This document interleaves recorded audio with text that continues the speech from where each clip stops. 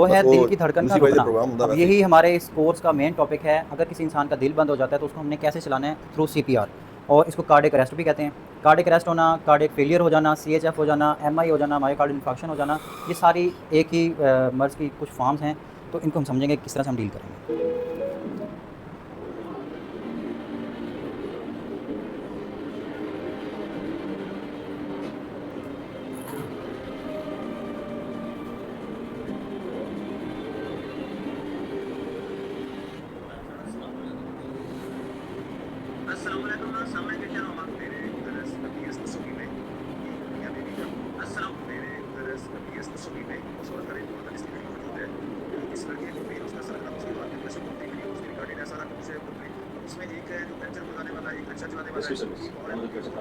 Actually तो emergency हो गई है, हमें एम्बुलेंस चाहिए इस कारण हमारा पता ब्लड प्रेशर शॉक गली नंबर 3 ब्लॉक नंबर 2 ऑफिस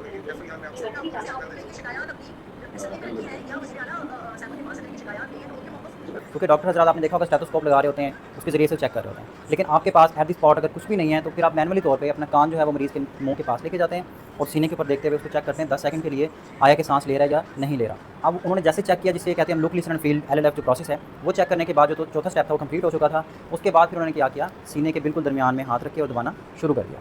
ये था इसी वीडियो के अंदर दिखाया स्टेप्स की सूरत में। आप इसी का डेमोन्स्ट्रेशन आप देख लें, उसके बाद फिर मैं आपको डेमोन्स्ट्रेशन करके दिखाऊँ। सीना दबाने का अमल हैंड्स ऑन सीपीआर या कंप्रेशन ऑन सीपीआर कहलाता है। ट्रांसमिशन की मदद करने से पहले अपनी हिफाजत को यकीनी बनाएं और बेहोश मरीज को आवाज़ देकर कंधों पर थकाकर मरीज का रद्द-ए-अमल चेक करें। रद्द-ए-अमल जाहिर न होने की सूरत में करीबी शख्स को इमरजेंसी नंबर 1122 पर कॉल करने को कह दें और मुतासर शख्स को किसी द्वार महफूज जगह पर कमर के बल लेटा दें और फौरन वक्त ज़ाया किए बगैर सीना दबाना शुरू करें। सीना दबाने के लिए अपने हाथ पर दूसरा हाथ रखकर कोने से गिरते हुए सीने के दरमियानी नदी के निचले हिस्से पर 100 से 120 मरतबा 3 मिनट की रफ्तार और 5 सेंटीमीटर यानी 2 इंच गहराई तक दबाएं। याद रखें, हर दबाव के बाद सीने को दोबारा अपनी जगह मुकम्मल ऊपर आने दें और ये अमल उस वक्त तक जारी रखें जब तक कोई तदबीर याफ्ता फर्द या मदद ना पहुंच जाए या मरीज के दिल की धड़कन बहाल न हो जाए। बचाने की सूरत में करीब मौजूद किसी और फर्द की मदद लें और बगैर किसी रुकावट के लिए अमल जारी रखने को कहें। सीपीआर के इस अमल में रुकावट 10 सेकंड से ज़्यादा नहीं होनी चाहिए। जिंदगियां बचाने में हुकूमत का साथ दो। हाँ जी, क्या देखा जी? अब ये जो सीपीआर हमने वीडियो की शक्ल में देखा या प्रैक्टिकली हमने वो डेमोन्स्ट्रेशन देखी उसकी, वो सारी चीज़ें हम रियल में प्रैक्टिस करेंगे, आपको सिखाएंगे स्टेप बाय स्टेप। आप सबने इसको सीखना है और आपने भी आके यहाँ पे परफॉर्म करना है। ये जो दो डमियाँ रखी हुई हैं, ये आपकी रखी हुई हैं, ठीक है जी? तो जब भी आप किसी की हेल्प करने के लिए जाएंगे तो सबसे पहला जो स्टेप होगा वो होगा आपकी ज़ाती हिफाजत। सबसे पहले आपकी ज़ाती हिफाजत। आपने देखा होगा कि जिस तरह से मैंने ग्लव्स पहने हुए हैं, इससे भी मेरी ज़ाती हिफाजत होती है। किसी भी ब्लड को जब आप टच करते हैं, किसी ज़ख्मी इंसान की हेल्प करते हैं, तो उसके ब्लड से आपके अंदर जर्म्स वगैरह या बीमारी के जो जरासीम वगैरह हैं वो ट्रांसफ़र ना हो। उसके साथ साथ ये हेलमेट पहना हुआ है, ये भी किस लिए पहना हुआ है जी? अपनी ज़ाती हिफाजत के लिए कि काम करने के दौरान कोई भी वज़नी चीज़, कोई ईंट पत्थर या कोई भी लकड़ी वगैरह अगर गिरती है तो मेरा सर जो है वो महफूज रहेगा। उसके बाद ये रिफ्लेक्टर मैंने पहना हुआ है, इसके ऊपर ये जो टेप लगी हुई है येलो कलर की, ये मुझे जब मैं रात काम करता हूँ किसी रोड साइड पे, तो दूर से आने वाली गाड़ी इसको रिफ्लेक्ट कर रही होती है लाइट को, तो ये मुझे सेव करती है, उसको पता चलता है कि आगे कोई काम कर रहा है। उसके साथ साथ सेफ्टी शूज़ पहने हुए मैंने, जिसके आगे स्टील की टो लगी हुई है, जिससे कि अगर कोई भारी चीज़ गिर जाती है या कोई गाड़ी वगैरह का टायर भी गुजर जाए इवन के, तो मेरे पाँव महफूज रहेंगे। ये सारी चीज़ें क्या कहलाती हैं? पर्सनल प्रोटेक्टिव इक्विपमेंट्स, हिफाजती ज़ाती हिफाजती आलात जो कि मुझे सेफ रखते हैं। अब ये सारा कुछ पहनने के बाद जब हम पेशेंट के पास जाएंगे तो आपके इफेक्ट होने का कम से कम चांस होगा, ज़्यादा नहीं होगा, ठीक है? अब आपने जब भी पेशेंट के पास जाना है तो उससे पहले अपनी सेफ्टी को इंश्योर एक और तरह से भी करना है, जिसे हम कहते हैं 6 डायमेंशंस, 6 अतराफ़।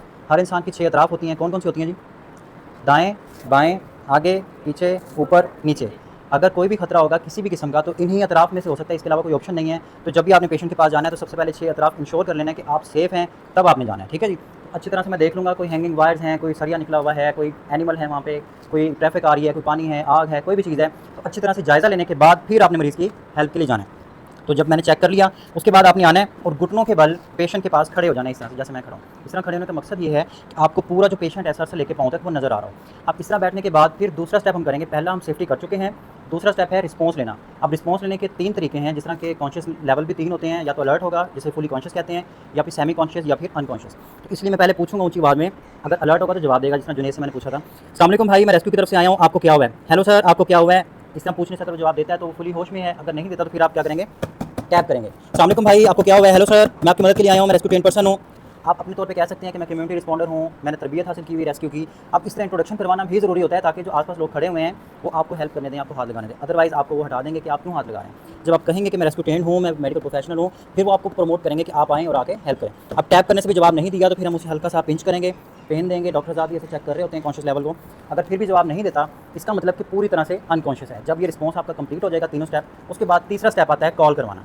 ऐसे था ना, कॉल की थी ना उन्होंने। तो अब कॉल आप खुद अगर करने बैठ जाएंगे तो उसमें टाइम वेस्ट हो जाएगा। आपने क्या करना है, किसी साथी को मतलब इशारा कर देना है फिंगर का कि जुनैद भाई आप जल्दी से 112 पे कॉल कर दें, क्योंकि वहाँ पे मजमा जब होता है एक्सीडेंट वाली जगह पे, तो उस सूरत में जब आप ऊँची आवाज़ में कहते हैं तो हर बंदा ये सोचता है कि मैं कॉल नहीं करता, चलो साथ वाला कर लेगा, मैं इतने देख लेता हूँ, या वो पैनिक होता है, परेशान होता है। तो आप जब किसी की ड्यूटी लगा देंगे, असाइन कर देंगे कि जुनैद भाई आपने कॉल करनी है, और जुनैद ने आगे से थम अप करना है, इस तरह से कर देना शाबाश।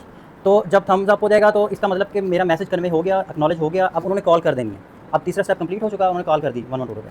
उसके बाद चौथा स्टेप है जो कि है लुक, लिसन एंड फील, यानी कान लगा के हम सुनेंगे, लिसन सुनना, लुक देखना। अब देखना क्या है, छाती के राइज एंड फॉल को, जो कि सांस लेने से ऊपर नीचे होती है या नहीं हो रही, अब ये चेक करेंगे। उसके साथ साथ कान लगा के सुनेंगे, उसकी सांस की हल्की सी जो सरगोशी होती है, विस्पिंग होती है, और साथ के साथ फील करेंगे आप सांस की गरमाइश को, जो कि हल्की सी होती है। ये तीनों स्टेप आपने कम से कम 10 सेकंड के लिए चेक करना है। ऐसा नहीं कि कान लगाते ही फ़ौरन डिसीजन ले लें कि पल्सलेस है, ब्रेथलेस है। कम से कम 10 सेकंड तक सुनेंगे, और 10 सेकंड की जो गाइडलाइन है उसको काउंट करने की, वो है 1001, 1002, 1003, 1004, 1005, 1006, इसी तरह 10 तक। इसको 1001, 1002 भी कह सकते हैं। अब ये इस तरह कहना इसलिए ज़रूरी है ताकि 1 सेकंड का गैप आ जाए। अगर 1 2 3 कहेंगे तो गैप नहीं आएगा। ये ट्रेनिंग की हद तक है, सीखने के लिए आप ऐसे ही फॉलो करेंगे, रियल में फिर आप जैसे भी दिल में भी काउंट कर सकते हैं। तो इस दौरान आपने पेशेंट को हाथ नहीं लगाना, जस्ट अपना कान लेके जाना है, मुँह के पास रखना है, नज़र सीने के ऊपर रखनी है, और काउंट क्या करेंगे हम, जुनैद मेरे साथ करेंगे आप, ठीक है जी, करें शाबाश। 1001, 1002, 1003, 1004, 1009, 1010।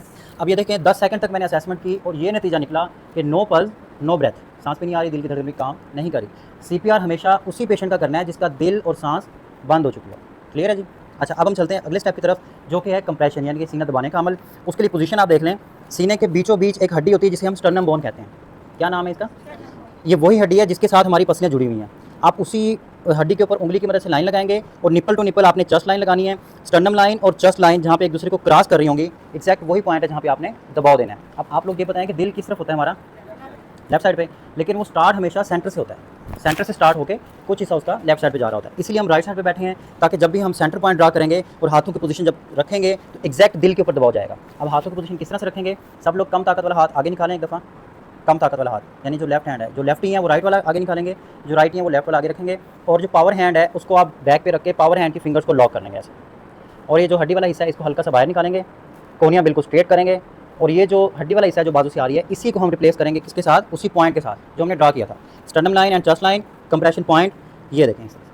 पावर हैंड की ग्रिप बनाएंगे, कोहनियाँ स्ट्रेट रखेंगे, और पेशेंट के ऊपर आ जाना है ऐसे, ताकि आपका जो एंगल है वो 90 का हो जाए। ठीक है, इधर से बैक कर अगर आप दबाव देते हैं तो 45 का एंगल बनेगा, जो कि दिल के ऊपर कंप्रेशन नहीं जाएंगे। आपने पेशेंट के ऊपर आना है, अपनी जो नज़र है पेशेंट के फेस के ऊपर रखनी है, और काउंट करेंगे। अब जो कंप्रेशन है वो आपने वीडियो में देखा था, कितने देने 1 मिनट के अंदर, शाबाश बताएं, अभी बताया उन्होंने 1 मिनट में 120, 50 नहीं 120, ठीक है जी। 1 मिनट में 120 की स्पीड के साथ आपने दबाना है और कंटिन्यूसली दबाते जाना है। ठीक है, ये जो सीपीआर है इसमें कंटिन्यूस चेस्ट कंप्रेशन CCC है। जो एडवांस लेवल का सीपीआर होता है उसमें 30 बार दबाव होता है और 2 बार सांस होते हैं। इसके अंदर हम जो PLSP कोर्स है इसके अंदर हम कंटिन्यूसली चेस्ट को दबाते जाएंगे। तो इस डेमो के अंदर हम 120 तक दबाएंगे। आप जब एक्चुअल पेशेंट डील करेंगे उसमें आप लगातार दबाते जाएंगे। और गहराई कितनी होगी, 2 इंच, ठीक है जी, 5 सेंटीमीटर या फिर 2 इंच। अब इसमें आपने एक चीज़ का ख्याल रखना है कि दिल का जो प्रोसेस है वो 2 स्टेप में काम कर रहा होता है, सिकुड़ रहा होता है और फैल रहा होता है। ऐसे ही जी, ऐसे ही होता है ना। तो जब आप दबाएंगे तो दिल सिकुड़ जाएगा, उसको फिर फैलने के लिए भी आपने टाइम देना है, तो उसको फिर रिलीज़ भी करना है। एक दफ़ा जब आप दबा देंगे सीने को तो उसको वापस असली हालत में आने दें, जिसे रिकॉइलिंग कहते हैं। उसके बाद दूसरी बार दबाएंगे और स्पीड रखेंगे 120 की 1 मिनट के अंदर, तो 1 सेकंड में हो जाएंगे 2। ऐसे जी 60 सेकंड होते हैं ना 1 मिनट में। 120 की स्पीड से आप दबाएंगे, चेक कीजिएगा sternum line, chest line, compression point, compression position. अब इस दौरान आपने पेशेंट के साथ जुड़ जाना है बिल्कुल। अपना बायां घुटना पेशेंट की शोल्डर लाइन में ले आएंगे और दबाव स्टार्ट करेंगे। इसमें एक चीज़ का और भी ख्याल रखना होता है आपने कि पेशेंट जिस जगह पर लेटा हुआ है वो किस तरह की है, आया कि इलास्टिक है, आया कि स्ट्रेट है, आया कि किस तरह की। अगर वो पेशेंट चारपाई के ऊपर लेटा हुआ है तो आपके इस तरह दबाने से क्या होगा कि सीना कम दबेगा और पूरी बॉडी अप एंड डाउन होगी। अगर वो मैट्रेस है 4 इंच का, 6 इंच का, 8 इंच का, तब भी वो पूरी बॉडी अप एंड डाउन होगी। आपने क्या करना है, पेशेंट को लेना है, इस तरह का लकड़ी का कोई टेबल ले लें, सीमेंटेड स्लाइड ले लें या फिर फर्श ले लें, उसके ऊपर लेटाएं और इसी तरह पोजीशन बनाते हुए उसको दबाना स्टार्ट कर दें। ठीक है जी, स्ट्रेट होनी चाहिए और ठोस होनी चाहिए जगह। अब स्टार्ट करेंगे, फेस रखेंगे पेशेंट के मुंह की तरफ, स्टार्ट कंप्रेशन 1 2 3 4 5 6 7 8 9 10 11 12 13 14 15 16 17 18 19 20 1 2 3 4 5 6 7 8 9 30 1 2 3 4 5 6 7 8 9 40 1 2 3 4 5 6 7 8 9 50 1 2 3 4 5 6 7 8 9 60 1 2 3 4 5 6 7 8 9 70 1 2 3 4 5 6 7 8 9 80 1 2 3 4 5 6 7 8 9 90 1 2 3 4 5 6 7 8 9 100 1 2 3 4 5 6 7 8 9 10 1 2 3 4 5 6 7 8 9 20 120 कंप्रेशन मैंने कंप्लीट किए। ये काफ़ी फोर्स लग रही होती है इंसान की, तो इसमें आप थक भी जाते हैं। इसमें आपने क्या करना है, जब भी सीपीआर स्टार्ट करें तो 4 कंडीशन को माइंड में रखें कि जब भी इन 4 हालतों में से कोई हालत पेश आ जाए उस सूरत में आपने सीपीआर को स्टॉप करना है, अदरवाइज सीपीआर नहीं रुकेगा। अगर आप उस पेशेंट को बचाना चाह रहे हैं तो सीपीआर आपने नहीं रोका जी। अब वो जो 4 हालतें हैं वो कौन कौन सी हैं? सबसे पहली हालत है कि अगर मरीज़ होश में आ जाता है, अभी आप 30 पे पहुंचे, 40 पे, 60 पे, 70 पे और उसने हिस्ट्री ली, सांस लेना स्टार्ट करके रिकवर हो गया, उस सूरत में आपने सीपीआर को स्टॉप कर देना है और एक हाथ कंधे पे, एक कूल्हे वाले जो जोड़ है हिप जॉइंट उधर से पकड़ते हुए अपनी तरफ को करवट दिला देनी है। ठीक है जी।